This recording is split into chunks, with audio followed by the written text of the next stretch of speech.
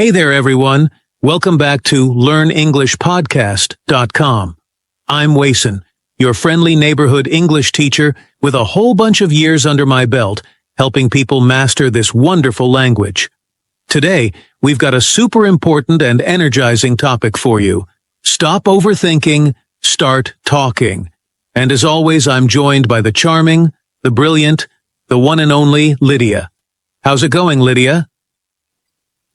Hi, everyone. I'm Lydia. I'm doing fantastic, and I can't wait to dive into this topic. I've seen so many English learners freeze up because they're worried about grammar, afraid of mispronouncing a word, or just plain nervous. It's like they think they have to be perfect before they even open their mouths. Exactly. It's a big roadblock for learners everywhere. They're nervous about messing up or sounding silly, but here's the kicker. Native speakers mess up all the time. I mean, if I had a nickel for every time I said something awkward in my life, I'd be sailing on my private yacht by now. Absolutely. I like to remind folks, perfection isn't the goal. Communication is. Yet a lot of learners get stuck in their own heads. They might be translating word for word from their native language. By the time they figure out the perfect sentence, the conversation has moved on to something else. It's like trying to order lunch when the restaurant's already closing. So true. Or maybe they're just sitting there, mentally juggling grammar rules, conjugations, tenses, like they're in some sort of English gymnastics competition. Meanwhile, the clock is ticking, the person they want to talk to is waiting, and the chance to practice is slipping away. And that's the crux of it. If you never speak, you never get to practice. If you never practice, you never improve.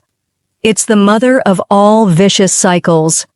So, our mission today is to help everyone out there break that cycle, embrace speaking, and feel comfortable doing it. That's right. So before we get to the juicy strategies, let's lay out the issue clearly. Why do people keep overthinking instead of just talking? I'd say reason number 1, fear of mistakes. People worry their English isn't good enough or that they'll sound incompetent. They might think, oh no, everyone will laugh at me, when in reality, most people appreciate someone who's making an effort. Yes. And reason number 2, translation overload. They're stuck trying to convert every single word from their first language into English. As you said, that's not just slow. It's downright paralyzing. It's like driving a car, but stopping every 2 seconds to read a manual on how to shift gears.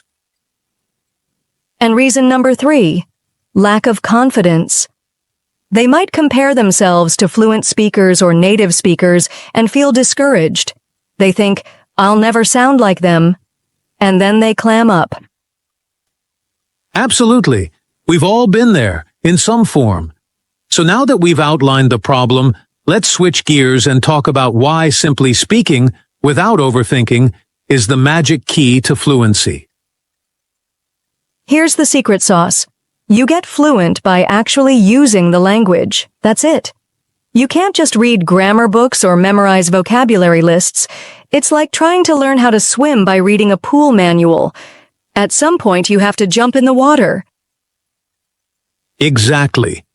When you speak freely, without obsessing over every single error, your brain starts picking up patterns naturally. Suddenly, all those structures and words you've been studying start to come out more smoothly. It's like your mental muscle memory kicks in. I always tell my students, don't wait until you feel ready to speak. Nobody ever feels 100% ready. You become ready by doing it. If you wait until your English is perfect, you'll be waiting your entire life. Even I make mistakes, and I've been speaking English for decades. Yup. And we've got to remember that making mistakes is a sign you're actually learning. If you're not making mistakes, you're playing it too safe and not challenging yourself. It's like going to the gym and lifting the same little dumbbells forever. Your muscles won't grow if you don't push them. Exactly. So step 1, accept that mistakes are normal. Step 2, speak as often as you can. Step 3, let your brain naturally sort out the details over time. And step 4, keep a relaxed attitude. Don't sweat the small stuff. If you flub your grammar here and there, big deal. Move on. That's a fabulous list. Now, I want to talk about something else. The difference between communicating clearly versus being grammatically flawless. When you speak with confidence, even if there's a slip here or there, people understand you better than if you're stammering, searching for that picture-perfect sentence. Absolutely. Confidence is mesmerizing. When you speak with conviction, folks lean in and listen. They're not scanning your sentences for grammar mistakes. They're engaged in the conversation, and that's what really matters. Awesome. Let's move on to the fun part. The practical tips. You ready, Lydia? Let's do it. Tip number 1. Think in English. Don't translate every word from your native tongue. Try to immerse yourself mentally in English. Label objects around you in English. Narrate your thoughts in English. By doing this, you train your mind to produce English naturally. Tip number 2. Don't fixate on grammar while speaking. Yes, grammar is important in the grand scheme, but during a conversation, your primary goal is to get your point across. If you pause every 2 seconds, you'll get stuck. Let the conversation flow and review any grammar issues later. You can always clean up details in your post-practice reflection. Tip number 3. Practice with yourself. People often say, "But I don't have anyone to talk to." But guess what? You have yourself. You have a mirror. You have your phone's voice recorder. Chat about your day. Describe your surroundings. Or argue with yourself about whether pineapple belongs on pizza. It does, in my humble opinion. The key is speaking out loud regularly. Oh, pineapple on pizza. Always a hot debate. Tip number 4. The shadowing technique. Listen to a native speaker, maybe from a podcast, a YouTube video, or a movie, and then immediately repeat what they say. Match their intonation, their rhythm, their stress. This trains your brain to produce more natural-sounding speech patterns without even thinking about it. Tip number 5. Keep it simple. If you find yourself struggling to make a big fancy sentence, dial it back. Shorter, clearer sentences are perfectly fine. For instance, instead of, "I would very much appreciate it if we could elaborate on this crucial matter," simply say, "Let's talk about something important." Boom, clear, concise, and no stress. Exactly. Tip number 6. Embrace mistakes like they're old friends. If you stumble, keep going. If you can't remember a specific word, find another way to say it. Don't freeze just because something didn't come out perfectly. Every single slip is a chance to learn. And tip number 7. Immerse yourself in English every single day. Watch movies, listen to music, do interpretive dance while reciting Shakespeare. Okay, maybe not that last one, but you get the picture. Surround yourself with English so your brain internalizes it. The more you hear the language, the easier it becomes to speak automatically. Finally, tip number 8. Set a speaking challenge for yourself. For example, speak for 5 minutes straight each day about any random topic. No pausing, no switching languages. Just keep rolling. You'll be shocked at how quickly you become comfortable holding monologues. Those are golden tips, Wason. And hey everyone, just a quick reminder that you're listening to LearnEnglishPodcast.com, the place where we believe in speaking bravely, learning joyfully, and occasionally throwing in a pizza debate for good measure. Now that we've laid out some strategies, let's put them into practice with a spontaneous speaking challenge. Lydia, how about you kick things off? Sure. I'll demonstrate how to talk for 30 seconds straight on a random topic. Let's say, my favorite breakfast. Ready, set, go.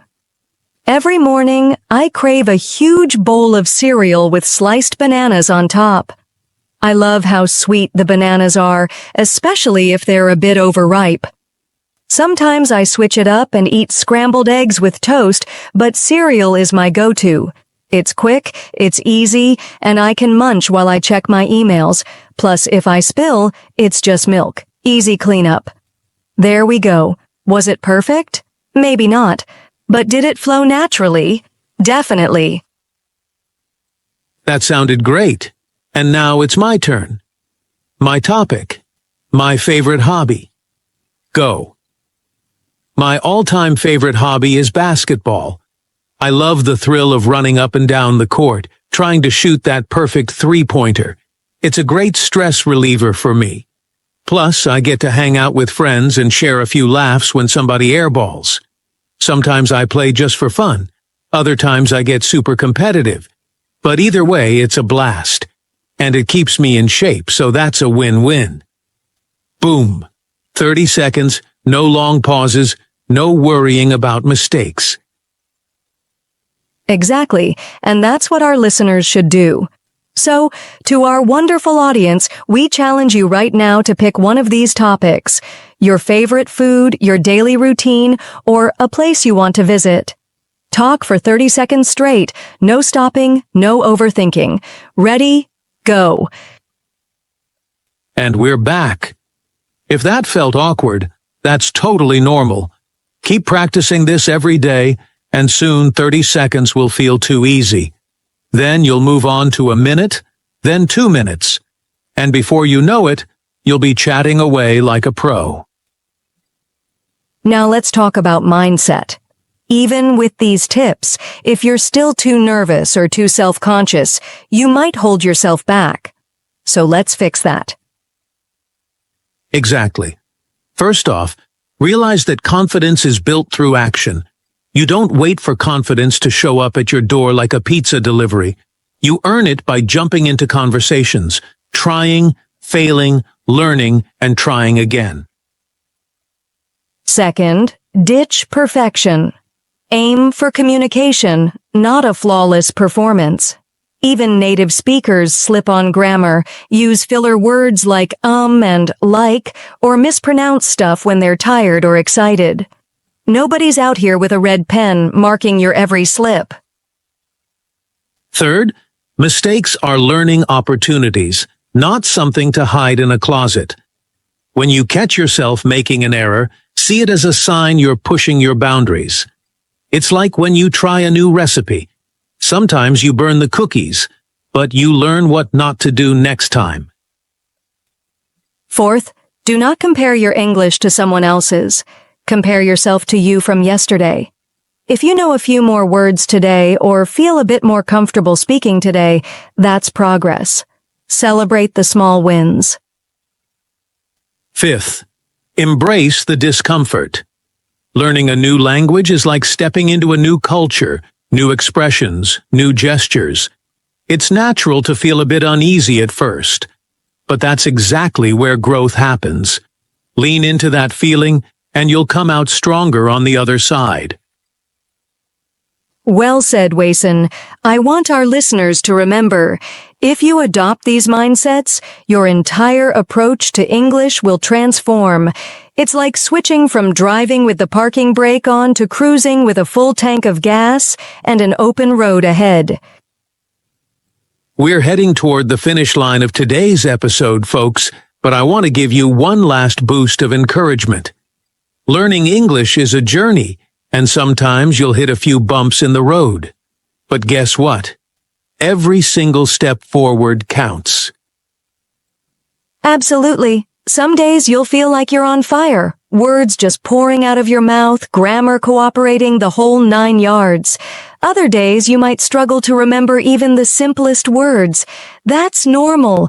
The key is to keep going, keep speaking, keep believing in yourself.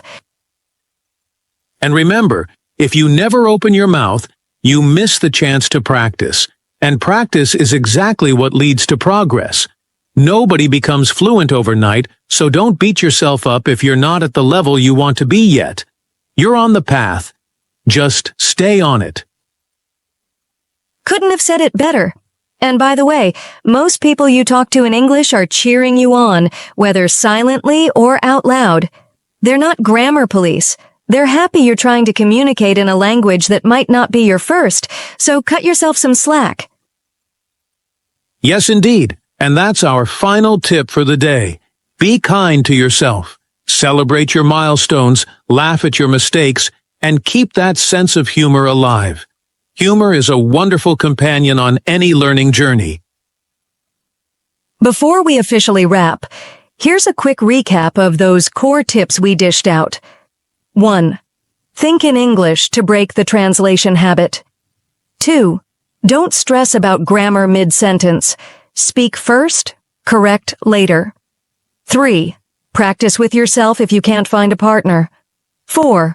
Use shadowing to develop natural rhythm and intonation. 5. Keep sentences simple and straightforward. 6. Embrace your mistakes as stepping stones. 7.